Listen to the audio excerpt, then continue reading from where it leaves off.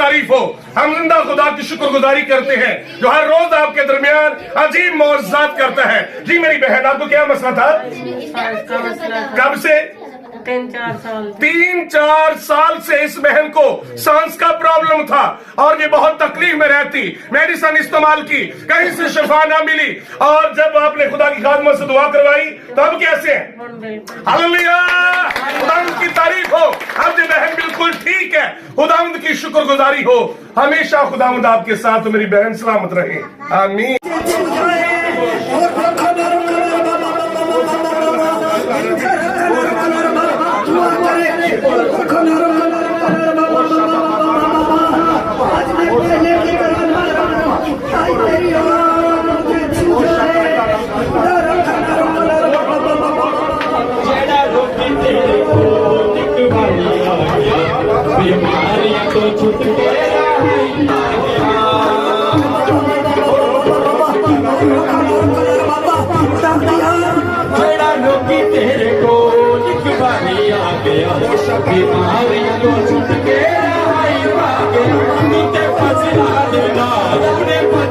देना, उनकी चोली